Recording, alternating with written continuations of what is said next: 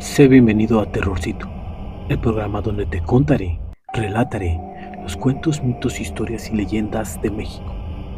Iremos conociendo las leyendas más terroríficas de cada estado. En esta ocasión, conoceremos las leyendas de terror de San Luis Potosí. Por favor, ponte cómodo. Y esta leyenda dice así: la bruja del barrio de Tlaxcala. San Luis Potosí ha tenido muchas brujas célebres, entre ellas la bruja Tlaxcalilla o bruja de Tlaxcala, quien había invocado una rebelión en contra de la propia iglesia. Nunca se supo cuál era su nombre verdadero, ya que no tenía siquiera registro de su nacimiento y mucho menos acta de bautismo. La gente la conocía únicamente como la bruja Huachichil del barrio de Tlaxcala.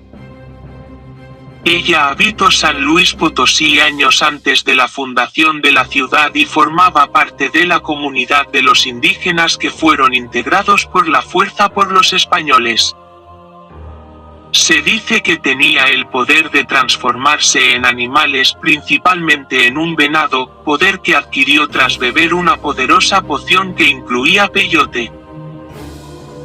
Aprovechaba el poder transformarse para dicho animal para rondas en las noches y realizar sus aquelarres sin que alguien se diera cuenta, pero aún así era bien sabida su capacidad de transformarse en ese animal, pues hasta su propia familia la había visto.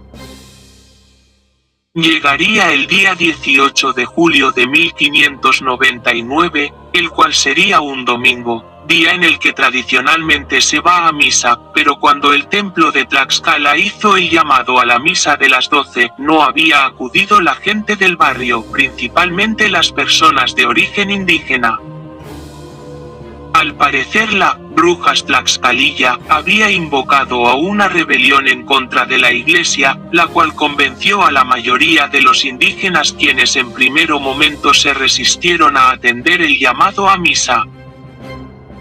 Ese mismo día una muchedumbre de rebeldes iría a la iglesia de Tlaxcala, pero en vez de rendir culto al dios cristiano, comenzaron a lanzar piedras contra este y saquearlo. Los mismos hicieron en el barrio de Santiago, donde la bruja lograría convencer a los indígenas de ese lugar y oponerse a la iglesia. Sin embargo, su rebeldía ya había llegado a los oídos de las autoridades, en concreto de Gabriel Ortiz Fuenmayor, quien sería el encargado de la justicia de la región. Él fue de inmediato al barrio de Tlaxcala y frente a todos sus seguidores cogió a la mujer del cabello para enjuiciarla por los delitos de brujería y rebelión. A pesar de tener un gran número de seguidores, muchos declararon en su contra confirmando su habilidad de transformación, por lo que la autoridad no dudó ese mismo día sentenciarla y hacer efectiva la sentencia, la cual se dictaminó de ser ahorcada hasta morir. Cuando se le colgó, no parecía morirse y se mantuvo con vida mucho tiempo mientras gritaba improperios y maldiciones contra sus enjuiciadores y el pueblo en general. Finalmente murió y la autoridad decidió que su cuerpo quedaría colgado 3 días como escarmiento a aquellos que practicaban la brujería. La sorpresa llegó cuando al día siguiente el cuerpo de la bruja ya no estaba. Algunos señalan que fueron sus seguidores quienes la descolgaron, pero otros aseguran que ella misma se descolgó o huyó para poder fraguar venganza contra el pueblo de San Luis Potosí. No olvides suscribirte y darle a la campanita. Eso te notificará cada vez que yo suba un nuevo video. Muchas gracias. Y esta leyenda dice así: el Callejón de las Manitas. La leyenda del Callejón de las Manitas, una leyenda de San Luis Potosí, que llegó a ser de las más famosas en algún tiempo, ahora olvidada por las nuevas generaciones que no conocerán ese terrible lugar. Eran los años de 1850 en la ciudad de San Luis Potosí. Procedente de Nuevo León, el padre Antonio Gómez González se encontraba residiendo para dar clases en el antiguo Colegio Guadalupano Josefino, ahora la Universidad Autónoma de San Luis. y quien era muy querido por la comunidad por su vocación de enseñanza. Sin embargo, esa vocación se transformaría en un ímpetu por servir y evangelizar lejos de las bibliotecas y los salones de clases, por lo que aprovechando sus vacaciones un día de noviembre de 1850, el padre viajó a San Miguel el Grande y Tierra Nueva. Para esta industria, se hizo acompañar por dos jóvenes muy pobres llamados Manuel Salas y Cruz Castañeda, quienes le apoyaban y servían fielmente. Tras haber pasado cerca de un mes y medio de su viaje, se decide regresar a San Luis Potosí, pero por alguna razón, que nunca se supo, decidió residir en una casa ubicada en el Callejón de la Alfalfa, en ya inexistente barrio de la Alfalfa. A su llegada el 13 de enero de 1851, el padre se dispuso a tomar un descanso mientras que los jóvenes salieron a disfrutar la noche en los comercios que la ciudad ofrecía. Tras regresar se encontraron una horrible escena ya que el padre Gómez había sido asesinado a sangre fría. De inmediato comenzaron a solicitar ayuda y al encontrarse cerca del hospital y cuartel militar, varios soldados y enfermeros acudieron a prestarle auxilio, pero lamentablemente el padre ya había fallecido. Al principio los jóvenes simplemente relataron que al llegar habían encontrado al padre ya muerto, sin que pudieran ver a los asesinos, pero la gente comenzó a sospechar de ellos. Diferentes autores manejan dos versiones. La primera es que con presiones hicieron que ambos se culparan entre sí para reconocer que ellos habrían asesinado al padre Gómez a causa de los malos tratos que éste les daba, por lo que decidieron vengarse de él. Otra versión es que realmente fueron siempre inocentes, pero la presión hizo que ambos se echaran la culpa. Lo único cierto es que ambos fueron condenados a ser colgados en una plaza pública. Pero además del castigo por ley, se decidió cortar las manos a ambos cuerpos y colgarlas en la cometió el crimen con un letrero que decía por asesino sacrílego. Allí estuvieron por varios días, por lo que la gente comenzó a referirse al lugar como el Callejón de las Manitas.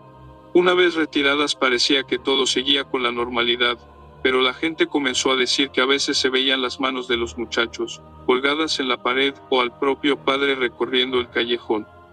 Con el tiempo la casa fue vendida y todo el terreno expropiado para dar paso a la moderna ciudad de San Luis Potosí. El callejón actualmente no existe y su ubicación actual sería la parte trasera del hospital militar que está por el santuario. Ante la demolición del callejón, nunca más se volvieron a ver las manos colgadas, pero hay gente que dice que a veces se puede ver como manos volando en el cielo, o bien la silueta de un hombre que parece quedarse estática todo el tiempo. Actualmente esta leyenda, a pesar de haber sido una de las más famosas de San Luis Potosí, ha perdido fuerza debido a la desaparición de este callejón. No olvides seguirme en Facebook e Instagram como Manny Manito y en TikTok como Manny4Manito. Y esta leyenda dice así: el tren de Elea Muerte. Esta leyenda sucede en Real de 14, San Luis Potosí, en el año de 1972, el día 5 de octubre, cuando aún se usaba el sistema ferrocarrilero mexicano para transportar pasajeros. Un grupo de personas que esperaban el tren rumbo a Monterrey, en su mayoría peregrinos, quienes habían llegado para dar gracias a San Francisco, patrono de 14, esperaban regresar a sus respectivos hogares. El tren llegó cerca de las 10 de la noche y la gente comenzó a tomar su lugar, preparándose para un largo viaje de noche, y a pesar que se contaba con 22 vagones, no fueron suficientes para cumplir con la demanda de asiento, teniendo varias personas que viajar a pie mientras que otras prefirieron quedarse en la estación para probar suerte el día siguiente. Una vez arriba, un hombre de nombre Rogelio, quien viajaba con su esposa, notó la presencia de un hombre de avanzada edad, con un sombrero de palma y ropas muy humildes, comenzar a decirle algunas cosas a los viajeros, pero no lograba entender lo que decía. El hombre se mostraba preocupado y molesto, pues la gente lo ignoraba constantemente, hasta que se logró acercar a Rogelio para entender lo suficiente, diciendo: tiene que bajar del tren y va a haber un accidente y muchos muertos. Dios me ha enviado para avisarles, por favor deben de bajar del tren, se va a descarrilar. Pero todos lo trataban como un loco, hasta que el hombre se acercó de frente a Rogelio y le dio el mismo mensaje a su esposa. Rogelio se mostró molesto y crédulo por las palabras del señor, pero al parecer su esposa había sentido un escalofrío cuando el anciano la tocó y le dijo aquellas terribles palabras. Ella le pidió a Rogelio que le hiciera caso y que por favor abandonaran el tren, pero Rogelio se resistía ya que sabía que podría no correr la misma suerte con el siguiente tren y encontrar buenos lugares, además de que ya estaba muy cansado por cumplir la manda y quería llegar a su casa, pero la insistencia fue tanta que aceptó. Finalmente, antes de que el tren partiera, bajaron del junto con otras personas, a quienes les había convencido la historia del anciano y el resignado esperó el siguiente tren. Alrededor de las 11 de la noche llegó un nuevo tren, pero con dirección a San Luis Potosí, por lo que Rogelio tuvo la idea de que podrían hacer escala en la capital, para de ahí tomar en la estación 1 con dirección a su destino, y pasado unos cuantos minutos, sintieron como las vías del tren temblaban. Al día siguiente, ya en la estación de trenes de San Luis Potosí, se enteraron de una horrible tragedia que sacudió sus corazones, y es que el tren al cual finalmente no subieron había descarrilado cerca de las 10:45, en una pronunciada curva cerca de la ciudad de Moreno, volcándose los 22 vagones uno encima de otro. Mucha gente murió, la mayoría aplastada por el peso de cientos de toneladas de metal. Algunas familias completas murieron y los pocos que sobrevivieron quedaron con cicatrices de por vida, como piernas y brazos amputados, u horribles quemaduras en todo su cuerpo. Muchísimas gracias por haberme acompañado. Espero estas leyendas te hayan gustado. Nos vemos en el siguiente programa con más leyendas.